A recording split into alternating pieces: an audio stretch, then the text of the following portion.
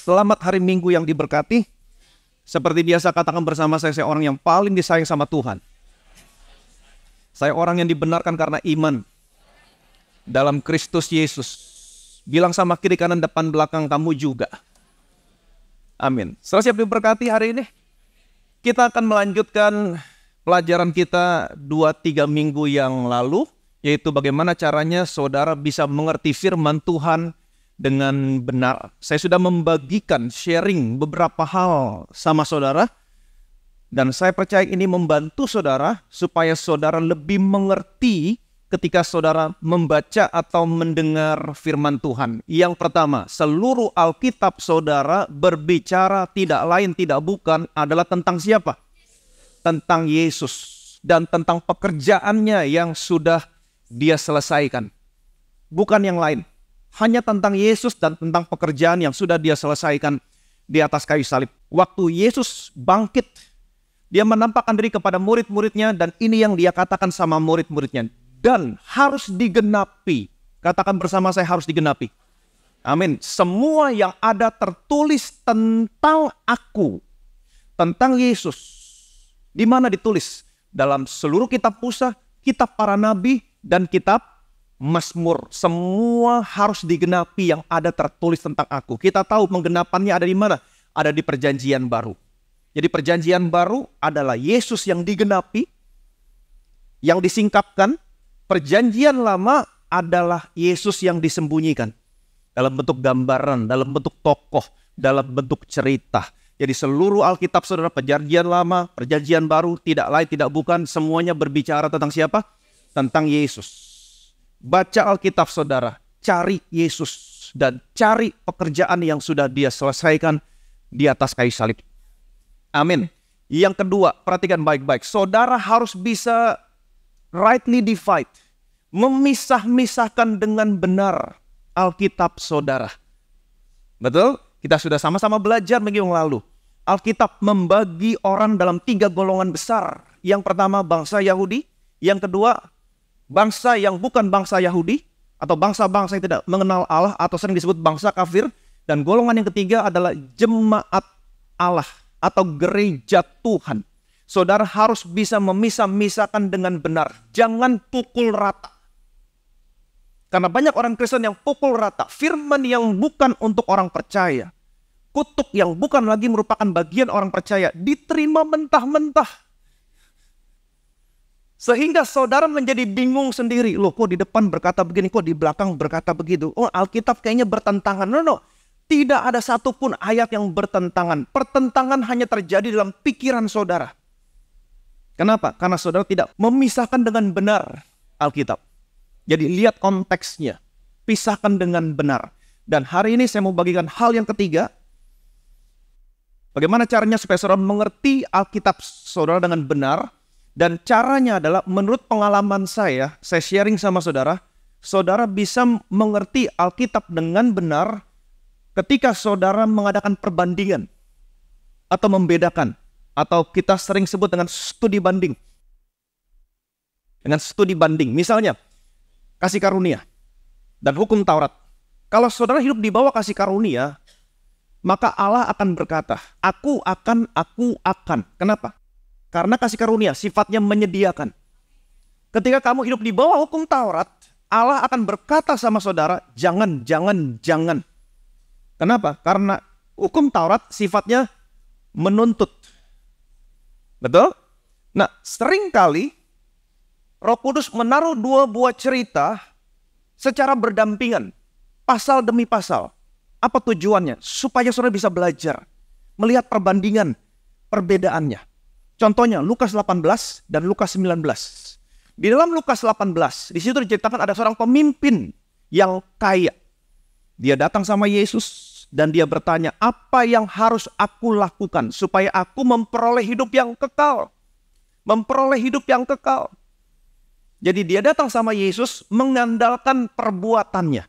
Kemudian Yesus berkata kepada pemimpin yang kaya ini, tentunya kamu tahu seluruh hukum Tuhan. Jangan berzina, jangan membunuh, jangan mencuri, jangan bersaksi dusta. Hormati ayahmu, ibumu. Yesus kasih hukum Taurat. Kenapa Yesus kasih hukum Taurat? Karena dia datang mengadakan perbuatannya untuk bisa masuk surga, menerima hidup yang kekal. Betul? Saya mau kasih tahu sama saudara, perbuatan baik tidak bisa membawa saudara masuk surga. Hanya kasih Tuhan, kebaikan Tuhan yang bisa membawa saudara masuk surga. Apa yang harus aku lakukan supaya aku memperoleh hidup yang kekal? Tidak ada yang bisa membawa kamu masuk surga dengan perbuatan baik. Kasih Tuhan yang bisa membawa kamu menerima hidup yang kekal. Begitu besar kasih Allah akan dunia ini sehingga Ia mengaruniakan anak yang tunggal supaya setiap orang yang percaya kepadanya tidak binasa, melainkan beroleh. Apa yang harus aku lakukan supaya aku bisa memperoleh hidup yang kekal? Percaya. Tapi orang ini sombong. Apa yang harus aku lakukan? Itu sebabnya Tuhan kasih hukum Taurat. Kenapa Tuhan kasih hukum Taurat? Karena hukum Taurat membawa seseorang kepada akhir daripada kekuatannya. Dia menyadari dia tidak mampu dan pada akhirnya, Tuhan berikan kasih-Mu. Aku butuh juru selamat. Tapi dengan bangganya orang ini berkata, jangan berzina, jangan membunuh, jangan mencuri, jangan bersaksi dusta. Dengan bangganya orang ini berkata, dengan sombongnya, oh yang seperti ini sudah aku lakukan sejak masa mudaku. Tapi Tuhan tahu, kalau saudara hidup di bawah hukum Taurat, kalau saudara menempatkan dirimu di bawah hukum Taurat, pasti ada yang kurang. Kenapa? Karena hukum Taurat menuntut kesempurnaan. Dan tidak ada seorang pun yang sempurna. Alkitab berkata, tidak ada seorang pun yang dibenarkan karena melakukan hukum Taurat. Masih ada satu yang kurang. Kamu pulang, jual semua milikmu, karena Tuhan tahu dia orang yang sangat kaya. Jual segala milikmu, bagikan sama orang miskin, ikut aku. Waktu orang ini mendengar perkataan Yesus, dia sangat sedih hatinya. Kenapa? Hartanya banyak. Dikasih hukum Taurat, dia gagal. Hukum nomor berapa dia gagal? Nomor 1. Jangan ada padamu Allah lain di hadapanku. Tuhan kasih pilihan sama dia. Kamu pilih uang kamu, atau kamu pilih aku. Kamu tidak bisa mengabdi kepada dua tuan. Kamu tidak bisa mengabdi kepada Mammon, dan kamu tidak bisa mengabdi kepada Tuhan. Jangan ada Allah lain. Dan Mammon adalah Allahnya dia. Dia gagal dan dia pergi. Waktu dia pergi, dia tidak memberi satu shikal pun. Dompetnya tertutup rapat. Dia menjadi orang yang pelit. Lukas 19. Ada seorang pemungut cukai yang bernama siapa? Sakius. Dia orang berdosa, pemungut cukai. Dan saya selalu mengerti, pemungut cukai pada zaman itu diperlakukan lebih buruk daripada perempuan sundal. Kenapa? Karena dianggap pengkhianat. Dia memungut cukai. Bukan hanya sekedar memungut, tapi memeras. Dan dia memungut cukai bukan untuk bangsanya sendiri, tapi memungut cukai untuk bangsa lain. Bangsa Romawi. Karena pada saat itu bangsa Israel dijajah oleh bangsa Romawi. Dan diperlakukan lebih buruk dari perempuan sundal. Dan tidak boleh masuk bait Allah. Dianggap orang berdosa. Tapi waktu Yesus bertemu dengan Sakius, Yesus berkata, Sakius segeralah turun, aku harus menumpang di rumah kamu. Yesus memberikan kasih karunia kepada Sakius. Sakius, dia sangat bersuka cita. Dia menerima Yesus dalam rumahnya. Tapi semua orang yang melihatnya, mereka berkata, oh dia makan bersama dengan orang berdosa. Dia menerima orang berdosa. Tapi saudara tahu apa yang terjadi waktu Sakius menerima kasih karunia? Setelah dia makan, dia bangkit dan dia berkata, setengah dari milikku akan kubagikan kepada orang miskin. Sekiranya ada yang kuperas, aku kembalikan 4 kali lipat. Saudara bisa lihat bedanya? Lukas 18, Lukas 19, bisa lihat bedanya? Orang yang kaya, yang sombong, dikasih hukum Taurat, dia gagal. Dan apa yang terjadi? Dompetnya tertutup rapat. Dia menjadi orang yang pelit.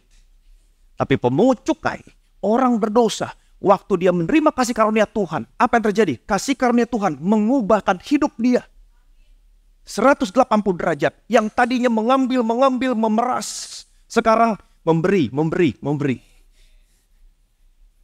Amin. Dan dia menjadi orang yang murah hati. Jangan hidup di bawah hukum Taurat. Hidup di bawah kasih karunia. Terus dengar firman kasih karunia. Firman kasih karunia akan mengubahkan kamu. Amin. Dan menjadikan kamu orang yang murah hati. Yang percaya boleh bilang amin. Amin. Hari ini saya akan ajak saudara untuk melihat 2 cerita lagi yang Tuhan taruh secara berdampingan pasal demi pasal. Yaitu Yohanes pasal 3, Yohanes pasal 4. Karena beginilah caranya kita belajar Alkitab. Supaya saudara bisa mengerti dengan benar. Yohanes pasal 3, Yohanes pasal 4. Dalam Yohanes pasal 3, saudara akan menemukan percakapan antara Yesus dengan Nikodemus. Orang Farisi, pemimpin agama. Kemudian Yohanes pasal 4, saudara akan menemukan percakapan antara Yesus dengan perempuan Samaria. Bangsa kafir, orang berdosa. Perbandingannya, perbedaannya sangat jelas sekali. Ketika saudara melihat perbandingan perbedaannya, saudara akan bisa mengetahui apa yang sesungguhnya dikehendaki Allah dalam hidupmu. Apa yang berkenan di hadapan Allah. Saudara siap diberkati? Oke, kita firman Tuhan Yohanes pasal 3 ayat 1 sampai dengan 2. Adalah seorang Farisi yang bernama Nikodemus, seorang pemimpin agama Yahudi. Ia datang pada waktu malam kepada Yesus dan berkata, "Rabi, kami tahu bahwa engkau datang sebagai guru yang diutus Allah, sebab tidak ada seorang pun yang dapat mengadakan tanda-tanda yang engkau adakan itu, jika Allah tidak menyertainya." Adalah seorang Farisi yang bernama Nikodemus, seorang pemimpin agama Yahudi. Jadi Nikodemus dia bukan hanya orang Farisi, tapi dia pemimpin agama. Saya percaya Nikodemus adalah orang Farisi yang terbaik, salah satu yang terbaik yang mereka miliki saat itu. Kemudian Nikodemus dia datang pada waktu malam kepada Yesus. Kenapa dia datang waktu malam? Kemungkinan dia malu kalau sampai teman-teman orang Farisi lainnya tahu kalau dia datang sama Yesus. Itu sebabnya dia datang malam hari ketika tidak ada orang.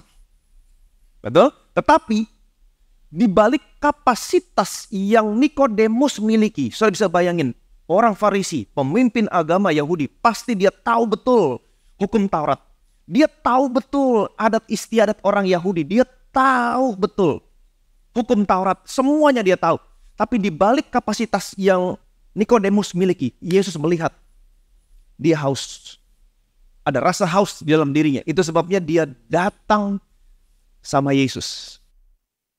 Yohanes pasal 4, perhatikan baik-baik. Ia pun meninggalkan Yudea dan kembali lagi ke Galilea.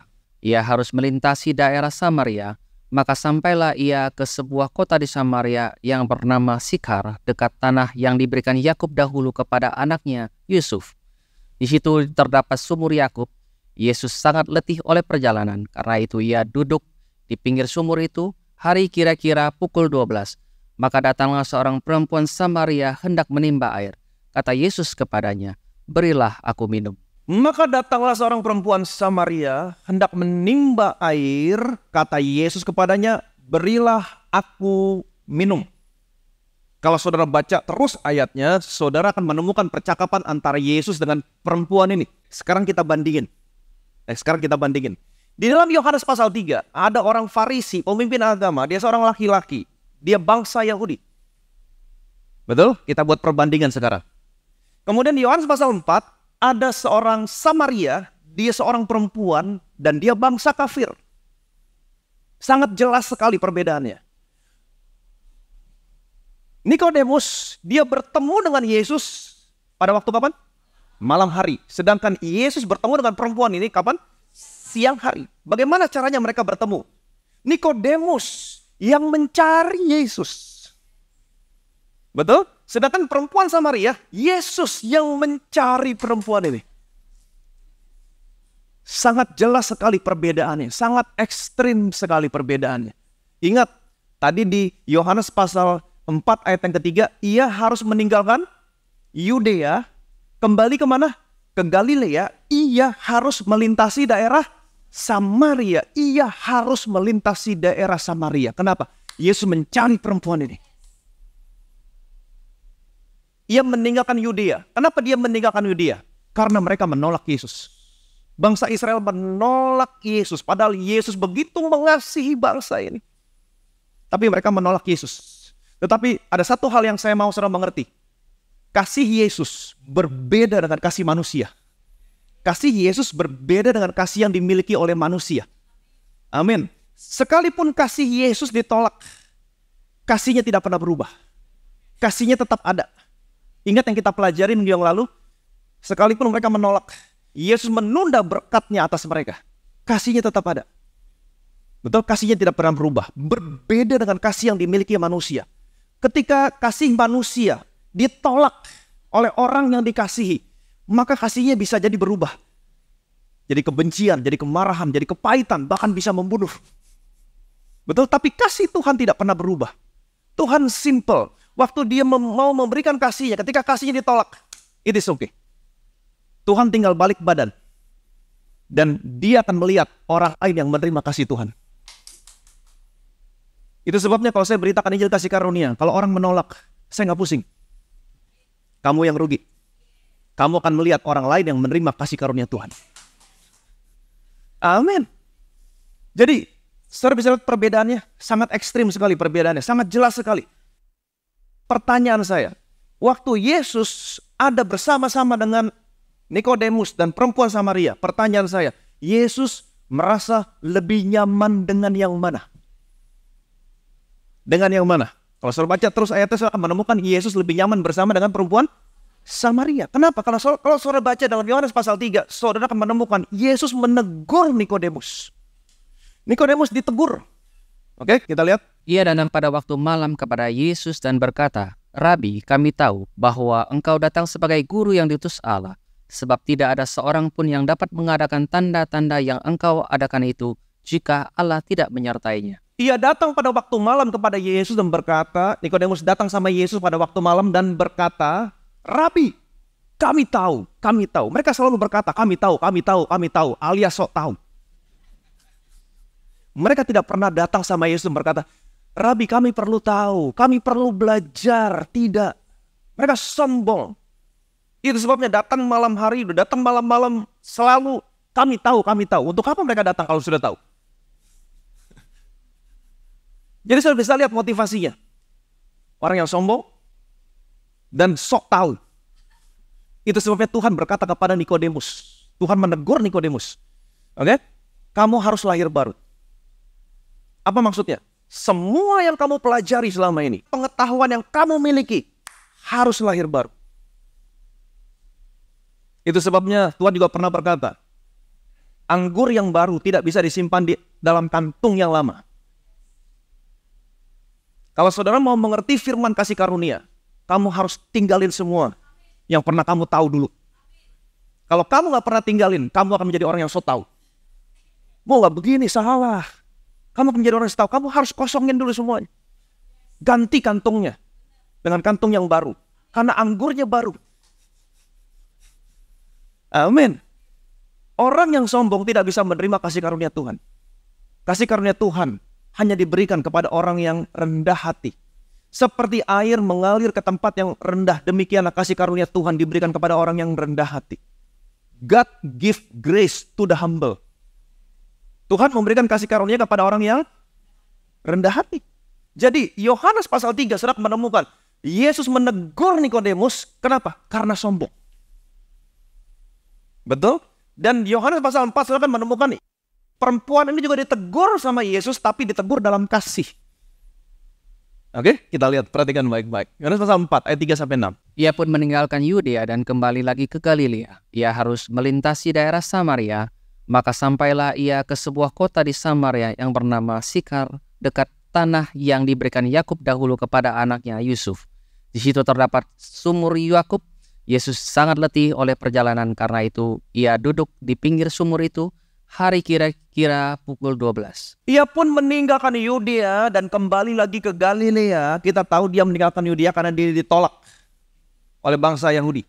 Betul? Dia kembali ke Galilea. Tetapi dia harus, ada kata harus di sana. Dia harus melintasi daerah Samaria.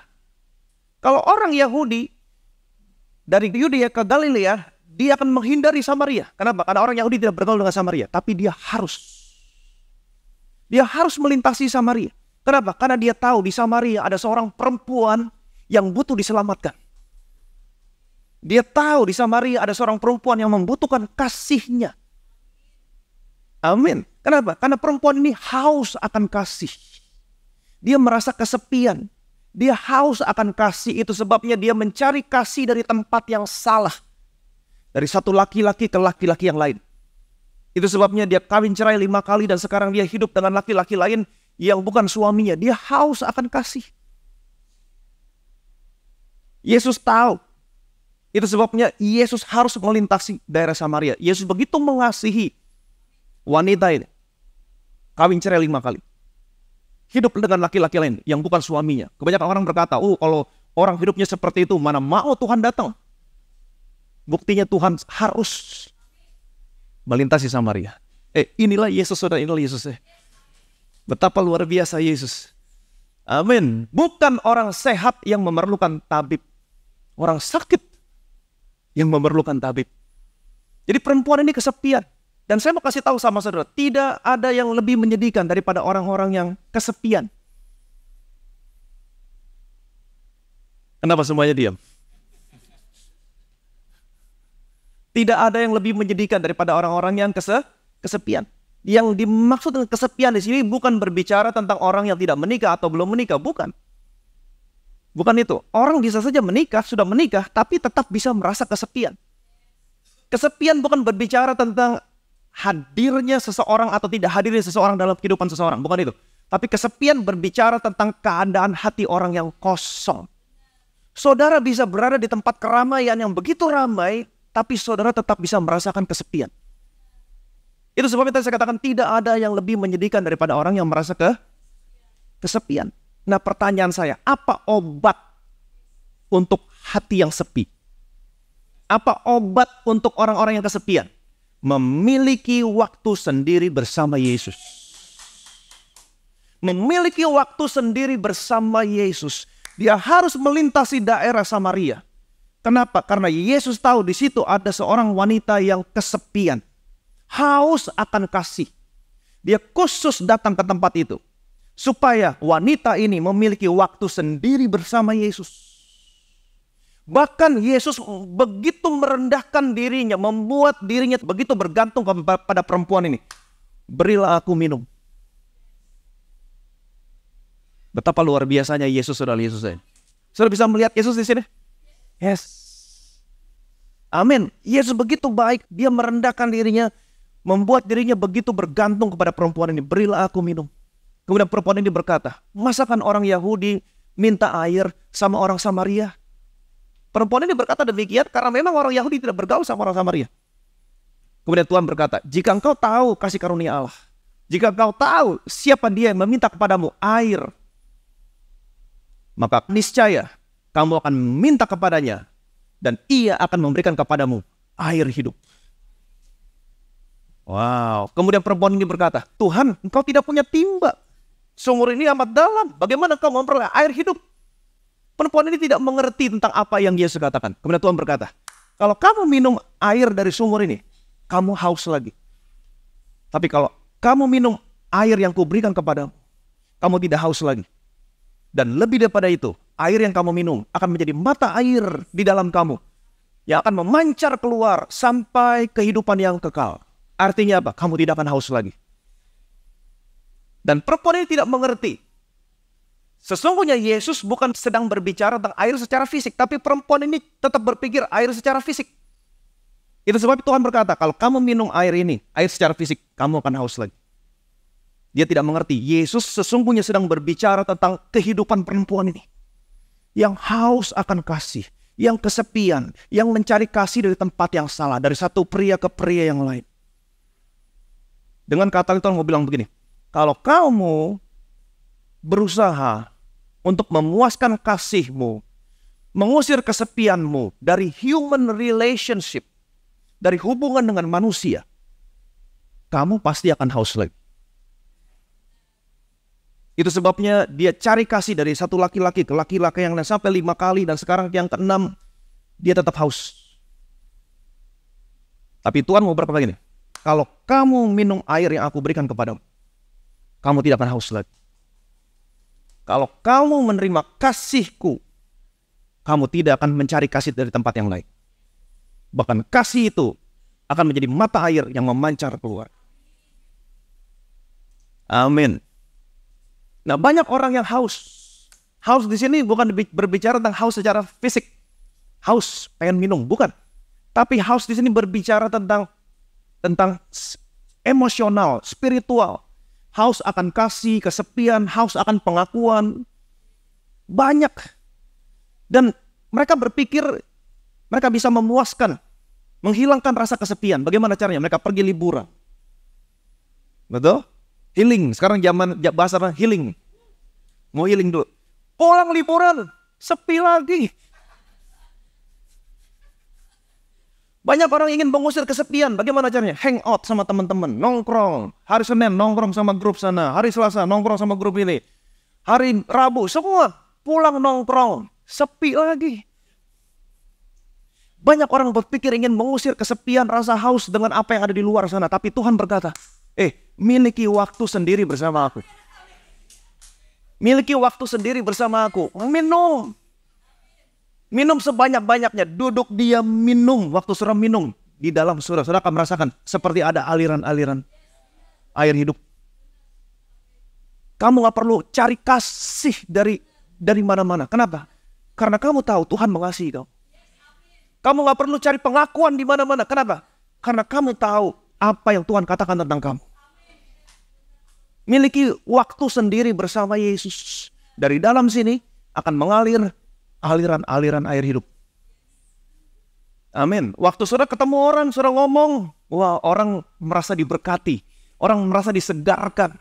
Orang senang berada bersama-sama dengan saudara. Tapi sayangnya perempuan ini nggak mengerti. Dia tetap berpikir air secara fisik. Tuhan, kasih dong air itu supaya aku nggak haus lagi dan supaya saya nggak balik lagi ke sumur. Tuhan bilang, bohwat gua. Nggak ngerti dia. Tapi lihat caranya Tuhan. Tuhan saya Tuhan yang luar biasa. Caranya dia berperkara sama orang berdosa. Lihat, beda caranya dia berperkara dengan siapa? Nikodemus. Tegur terang-terangan. Kamu harus lahir baru. Nanti kita akan lihat lagi, lebih keras lagi Yesus. Tapi kepada perempuan ini dia begitu sabar. Lihat caranya Yesus meng-approach perempuan ini. Yohanes pasal 4, 16, 18. Kata Yesus kepadanya, pergilah, panggillah suamimu dan datang ke sini. Kata perempuan itu, aku tidak mempunyai suami. Kata Yesus kepadanya, tepat katamu bahwa engkau tidak mempunyai suami, sebab engkau sudah mempunyai 5 suami, dan yang ada sekarang padamu bukanlah suamimu. Dalam hal ini engkau berkata benar. Yesus sudah ngomong panjang lebar. Kamu minum air ini, kamu haus lagi. Kamu minum air padaku, kamu haus lagi. Dia tetap nggak mengerti. Tuhan, kasih dong air itu supaya saya tidak datang lagi dan tidak haus lagi. Aduh. Dan Tuhan bilang begini, oke, sekarang panggil suami kamu. Tuhan masuk begitu halus. Tuhan tidak berkata, kamu kan sudah berzina. Tidak. Panggil suami kamu. Panggil suami kamu. Dan orang ini berkata, aku tidak punya suami Tuhan. Nah, ini dia. Dan Tuhan bilang begini, sebelumnya. Belum.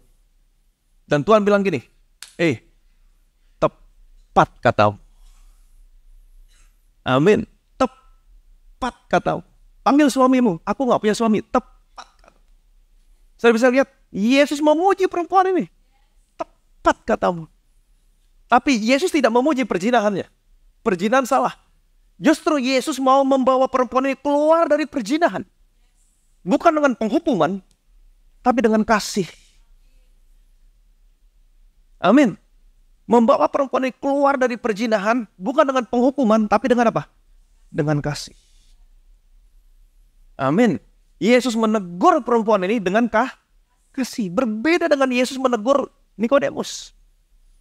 Yohanes pasal 3, kepada Nikodemus, Yesus kembali berkata, jika kamu tidak lahir baru, kamu tidak bisa masuk kerajaan surga. Betul? Kemudian Nikodemus berkata, bagaimana mungkin orang dilahirkan baru? Apakah seorang mungkin masuk kembali dalam rahim ibunya? Kamu pengajar, kamu gak tahu. Saya bisa bayangin, datang dengan sombong, kami tahu. Tapi lahir baru gak tahu. Apakah kita harus masuk ke dalam rahim ibu? Ya gak mungkin lah. Orang yang sok tahu, tapi dalamnya kosong. Sombong, tong kosong nyaring bunyi. Jadi kepada Nikodemus, Yesus menegur dia. Ditegur dalam apa? Ditegur karena sombong dan direndahkan.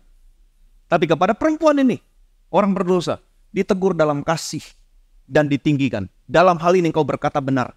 Tepat katamu, dalam hal ini engkau berkata benar. Bisa lihat bedanya? Lukas pasal 3, Perhatikan baik-baik. Setiap lembah akan ditimbun dan setiap gunung dan bukit akan menjadi rata. Yang berliku-liku akan diluruskan. Yang berlekuk-lekuk akan diratakan. Setiap lembah akan ditimbun, setiap gunung dan bukit akan menjadi rata. Lembah adalah dataran yang rendah. Betul? Gunung, bukit adalah dataran yang tinggi. Lembah akan ditimbun, gunung akan diratakan. Waktu Yesus datang ke dalam dunia ini, orang yang sombong akan direndahkan. Orang yang rendah hati akan ditinggikan. Tetaplah rendah hati. Bilang sama kiri kanan saudara, tetaplah rendah hati. Jangan sombong, jangan merasa saya tahu, dan sehingga pada akhirnya saudara tidak pernah datang sama Yesus. Karena merasa tahu. Kembali kepada perempuan ini, perhatikan baik-baik. Kenapa Yesus menyatakan dosa perempuan ini? Dalam hal ini kau berkata benar. Kamu sudah punya 5 suami, dan sekarang kamu hidup dengan laki-laki lain yang bukan suamimu. Tepat katamu. Kenapa Yesus menyatakan dosa perempuan ini? Kenapa Yesus mau perempuan ini tahu kalau Yesus tahu segala sesuatu tentang dia? Termasuk dosa-dosanya. Punya suami 5, kawin cerai. Kemudian hidup dengan laki-laki lain bersama yang bukan suaminya. Kenapa? Kenapa Yesus mau perempuan ini tahu? Saudara tidak akan pernah tahu seseorang mengasihi saudara. Begitu mengasihi saudara. Sebelum saudara tahu. Sekalipun orang ini sudah tahu tentang saudara, dia tetap mengasihi. Yesus mau perempuan ini tahu. Sekalipun Yesus sudah tahu segala sesuatu tentang dia, termasuk dosa-dosanya, Yesus tetap mengasihi perempuan ini. Jadi perhatikan baik-baik. Setelah sekian lama dia memiliki waktu sendiri bersama Yesus, ngobrol bersama Yesus. Setelah dia tahu, orang ini tahu segala sesuatu tentang saya, termasuk dosa-dosa saya.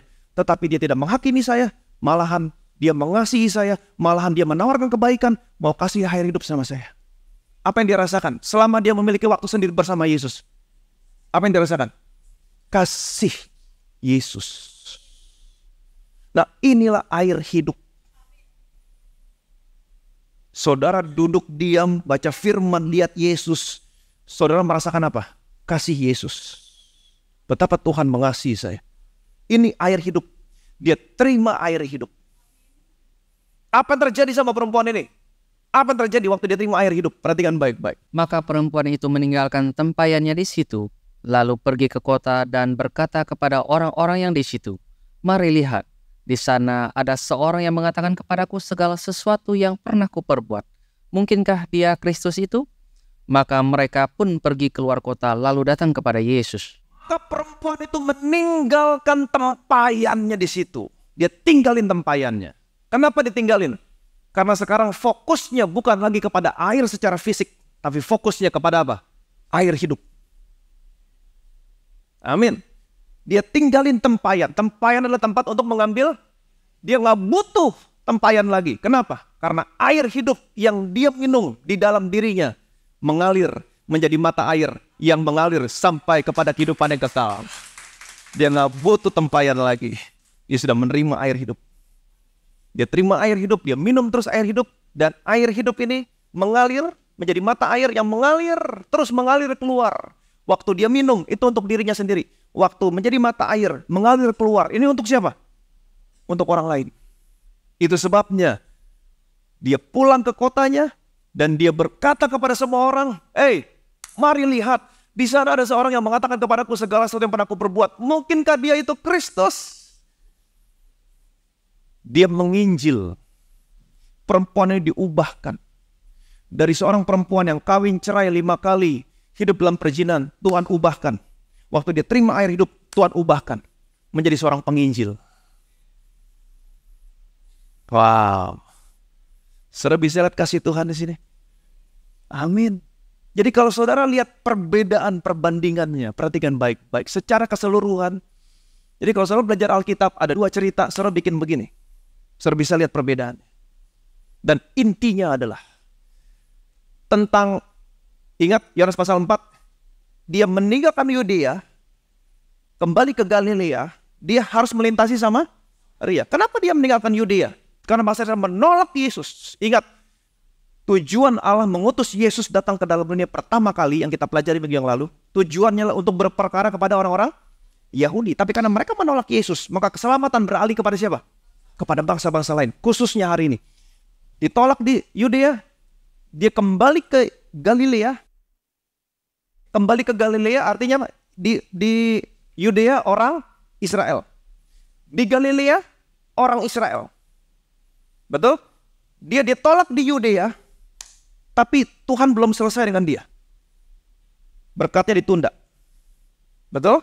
Sebelum dia kembali lagi kepada bangsa Israel, Galilea, sebelumnya dia mampir dulu kemana? Ke Samaria. Kepada siapa? Kepada bangsa-bangsa yang tidak mengenal Allah. Saudara dan saya. Keselamatan beralih kepada bangsa-bangsa lain. Sebelum pada akhirnya dia kembali lagi untuk bangsa Israel. Saudara mengerti sampai di sini? Amin. Dan khususnya konteks di sini adalah orang Samaria. Yesus datang untuk memberikan air hidup kepada saudara, kepada saya. Air hidup. Amin. Dan air hidup yang Tuhan berikan sama saudara, bukan hanya sekedar air hidup, tapi akan menjadi mata air di dalam saudara yang memancar keluar. Artinya apa? Ada supply. Ada supply buat seluruh area kehidupanmu. Amin. Jadi pertanyaan saya, apa yang Tuhan inginkan dari saudara? Kalau kita lihat cerita ini, apa yang Tuhan inginkan dari saudara? Dia datang untuk memberikan air hidup. Apa yang dia inginkan sama saudara? Dia ingin saudara datang, duduk, minum.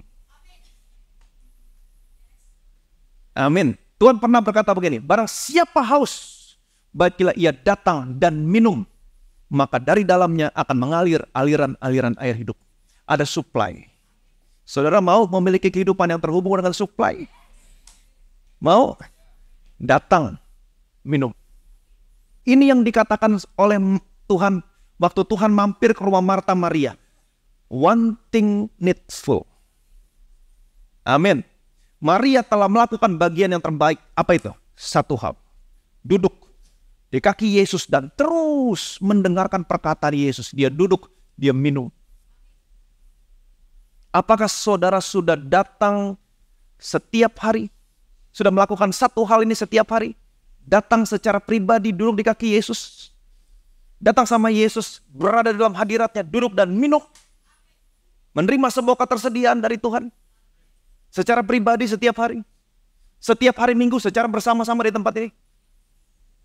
Saudara sekarang sedang duduk dan minum. Saudara terhubung dengan supply. Perhatikan baik-baik. Barang siapa haus, datang dan minum. Ini yang Tuhan kehendaki dari saudara. Kalau kita melihat cerita dalam Yohanes pasal 4 tadi. Dia datang untuk memberikan air hidup. Bagaimana caranya? Miliki waktu sendiri bersama Yesus. Saudara harus memiliki waktu sendiri bersama Yesus. Duduk dan minum. Jangan menjadi orang yang sombong, Pak. Saya tahu, saya bisa, saya mampu. Oh no, kamu gak bisa. Kamu gak mampu. Kita semua kosong. Jangan menjadi orang yang sombong. Saya tahu, kami tahu. Padahal kamu gak tahu. Kita semua kosong. Datang sama Yesus dengan semua kekosongan kita. Terima, terus minum. Amin. Barang siapa haus, datang dan minum. Minum. Miliki waktu bersendiri bersama Yesus setiap hari secara pribadi. Datang. Berada dalam hadiratnya. Duduk, minum. Terima sebanyak-banyaknya. Amin. Maka dari dalam kamu akan mengalir aliran air hidup. Ada air hidup, ada air yang mengalir. Artinya apa? Kamu terhubung dengan supply. Semua kebutuhanmu akan tercukupi. Alkitab selalu berbicara tentang ada benefit, keuntungan ketika kamu duduk diam baca firman Tuhan. Nah, ini yang saya bagikan kepada anak-anak saudara kemarin di Grace Army Camp kemarin. Mereka luar biasa sekali. Kemungkinan mereka menerima materi yang lebih banyak daripada saudara hari ini. Betapa luar biasa. Ada benefitnya, ada begitu banyak benefitnya. Salah satunya Yosua, Allah berkata kepada Yosua, janganlah engkau lupa memperkatakan kitab Taurat ini, tapi renungkan itu siang dan malam, supaya engkau bertindak hati-hati sesuai dengan apa yang tertulis di dalamnya. Dengan demikian, perjalananmu akan berhasil. Seberapa banyak di antara saudara yang mau perjalanan hidupmu berhasil? Amin. Dan engkau akan beruntung. Saleh, beruntung artinya apa? Good success. Saudara bukan hanya memiliki kesuksesan yang biasa-biasa, enggak. Good success. Kesuksesan yang luar biasa. Bukan sukses yang biasa-biasa, sukses yang luar biasa. Amin. Jangan engkau lupa memperkatakan kitab Taurat ini. Jangan pernah mengabaikan firman Tuhan. Perjalananmu berhasil. Engkau beruntung. Paulus berkata kepada Timotius, kemajuanmu nyata. Bertekunlah dalam membaca kitab suci. Kata bertekun di situ proseko, yang artinya apa? Addicted to. Kamu harus kecanduan sama firman Tuhan. Addicted, kecanduan, siang dan malam. Itu sebabnya campnya berkata siang dan malam.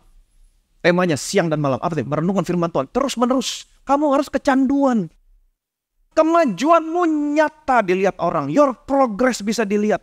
Kalau saudara terus menerus duduk, minum. Orang bisa melihat your progress bisa kelihatan. Hari ini diterima bekerja, probation 3 bulan lulus. Kemudian 1 tahun kemudian jadi supervisor. Setengah tahun kemudian tiba-tiba jadi assistant manager. Setengah tahun lagi jadi manager. Jadi GM. Your progress akan nyata dilihat orang. Amin. Menyelamatkan dirimu sendiri. Soteria, to make whole. To prosper. Amin. To protect from danger. Membuat dirimu sehat, aman, terpelihara sempurna, tidak pernah kekurangan satu apapun. Memberi hikmat. Kita sudah belajar. Firman Tuhan menggerakkan kuasa Roh Kudus menjadi roh hikmat. Kamu tahu kapan harus menolak, kamu tahu kapan harus menerima, kamu tahu mana yang menjadi prioritas. Kamu tahu memberikan hikmat. Menghasilkan buah pada musimnya. Berbahagialah orang yang kesukaannya Taurat Tuhan. Amin. Yang mendengar firman Tuhan siang dan malam, seperti pohon yang ditanam tepi aliran air. Ditanam di tepi aliran air. Bukan ditanam di padang gurun, gak ada air. Ditanam di tepi aliran air. Ini sungai, ini pohon, kamu ditanam di tepi aliran air. Artinya yang merambatkan akarnya ke tepi batang air. Saudara terhubung dengan supply. Kamu tidak pernah kekurangan satu apapun. Apa yang kamu butuhkan dalam hidup ini disupply. Amin. Tidak layu daunnya. Kamu tetap sehat. Kamu tetap kuat. Amin. Menghasilkan buah pada musimnya. Kamu tetap berbuah. Dan apa saja yang diperbuatnya berhasil. Ini semua benefit dari merenungkan firman Tuhan. Benefit daripada duduk minum. Ini benefitnya. Dan benefit yang kamu terima dari merenungkan firman Tuhan, ini semua menjawab kekhawatiran kamu. Betul? Semuanya menjawab kekhawatiran kamu. Kamu berhasil, kamu beruntung. Ini kekhawatiran kebanyakan orang. Saya berhasil nggak Pak ya? Saya kalau masuk ke sana, saya sukses nggak ya? Aduh gimana kalau saya nggak sukses? Aduh gimana kalau saya nggak berhasil? Kemajuan, aduh gimana kalau saya nggak maju ya? Gimana kalau saya stuck? Gimana kalau saya sakit? Gimana kalau saya nanti kecelakaan? Gimana kalau naik pesawat saya jatuh? Kekhawatiran, ya kan? Bagaimana ya Pak kalau saya nanti ditipu orang? Ya kan? Bagaimana nanti kalau saya sakit? Saya nggak berhasil? Ini semua kekhawatiran. Tapi semua kekhawatiran ini dijawab. Saudara nggak perlu khawatir ketika kamu lakukan satu hal. Itu sebabnya Tuhan berkata kepada Marta, Marta, kenapa kamu khawatir akan banyak hal? Tapi Maria telah memilih bagian yang terbaik yang tidak akan pernah diambil daripadanya. Kenapa Marta khawatir? Karena Marta tidak melakukan satu hal. Duduk, terus mendengar. Kalau Marta melakukan satu hal ini, dia akan mendapat benefit ini. Dia tidak akan khawatir akan banyak hal. Maria, dia melakukan satu hal ini. Itu sebabnya dia terima benefit ini. Dia tidak khawatir banyak hal. Luangkan waktumu.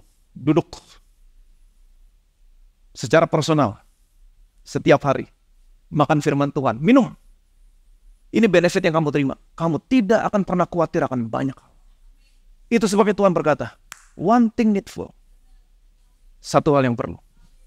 Amin. Jadi mulai hari ini saya mau jemaat Bethesda, Tuhan sangat mengasihimu. Dia mau kamu datang, duduk. Dia ingin memberi. Amin. Air hidup.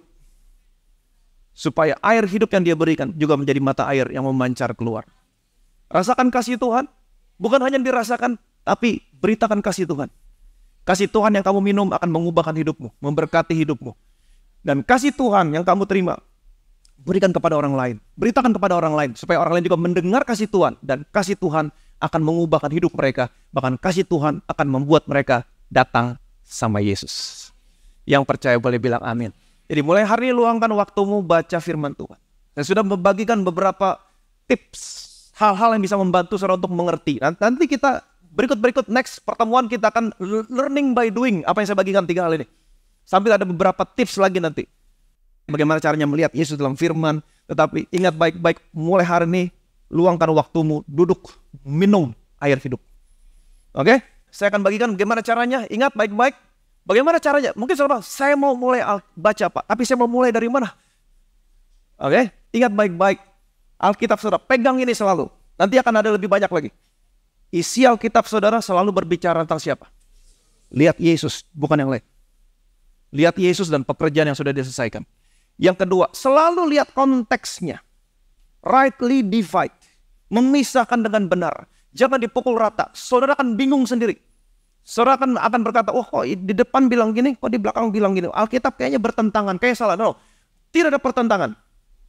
Pertentangan hanya terjadi dalam pikiran saudara. Kenapa? Karena saudara tidak memisahkan dengan benar. Yang ketiga, kamu bisa mengerti Alkitab dengan benar. Bagaimana caranya? Dengan membandingkan. Studi banding. Pegang dulu ini, nanti akan banyak lagi yang akan saya bagikan sama saudara. Bagaimana caranya memulai Alkitab? Ini saya bagikan. Ini yang saya lakukan selama ini. Baca renungan harian. Di dalam aplikasi Bethesda Church ada renungan harian.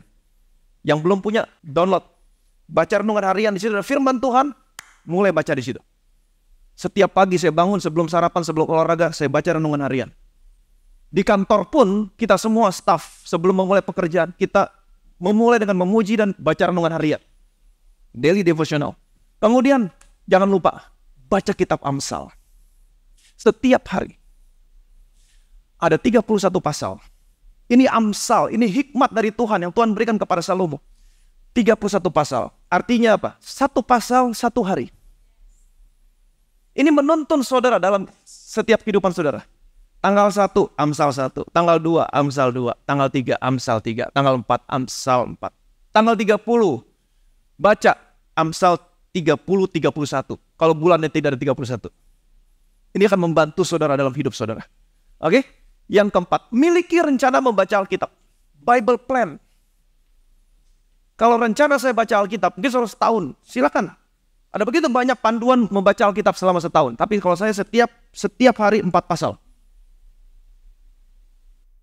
Jangan terburu-buru. Kemudian, saya juga perlu feeding. Saya perlu mendengarkan khotbah. Pilih khotbah yang kasih karunia. Jangan hukum Taurat. Pilih firman kasih karunia. Ini, saudara, ini udah banyak sekali saudara minum. Daily devotional, Amsal, kemudian baca Alkitab, dengerin ada begitu banyak YouTube video khotbah di channel YouTube Bethesda Church. Ada begitu banyak. Silakan minum. Saudara tidak kekurangan air.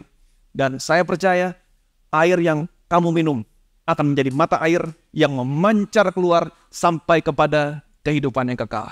Yang percaya boleh bilang amin. Terus belajar sesuatu hari ini. Saudara diberkati. Amin. Berikan kemuliaan yang mulia bagi nama Yesus. Betapa kami bersyukur Tuhan. Engkau begitu baik. Engkau begitu mengasihi kami. Engkau datang ke dalam dunia ini untuk memberikan air hidup kepada kami. Dan air itu akan memancar keluar di dalam kami sampai kepada kehidupan yang kekal. Dan inilah yang Kau kehendaki kepada kami. Kami tahu Tuhan, kami kosong. Itu sebabnya kami mau datang. Dan Engkau mau kami datang. Engkau mau mengisi kekosongan kami dengan air hidup. Dan air hidup yang Kau berikan di dalam kami akan memancar keluar sampai kepada kehidupan yang kekal. Kami terhubung dengan supply. Apapun yang kami butuhkan, semuanya Engkau akan cukupkan. Dan kami percaya Tuhan, biarlah air itu yang kami minum juga akan kami bagikan kepada orang lain. Supaya orang lain mengenal kasih-Mu Tuhan. Dan mau mengenal Engkau. Karena kami percaya kasih-Mu akan menarik banyak orang datang kepadamu Tuhan Yesus. Dan biarlah hari ini air hidup yang anak-anak-Mu terima hari ini Tuhan. Mereka tidak akan haus lagi. Karena mereka melihat betapa Engkau mengasihi mereka. Kasih yang mereka rasakan hari ini akan mengubahkan hidup mereka. Memenuhi hidup mereka. Menjadi mata air yang memancar keluar. Dan mereka akan membagikan kasih-Mu kepada orang lain. Menceritakan kasih-Mu kepada orang lain. Sehingga pada akhirnya orang lain mau mengenal Yesus. Dan menerima Yesus sebagai Tuhan dan Juru Selamat mereka. Segala kemuliaan, segala hormat, segala pujian hanya bagi nama Tuhan kita, Yesus Kristus. Semua yang percaya diberkati, sama-sama kita katakan. Sekali lagi berikan kemuliaan pria bagi nama Yesus.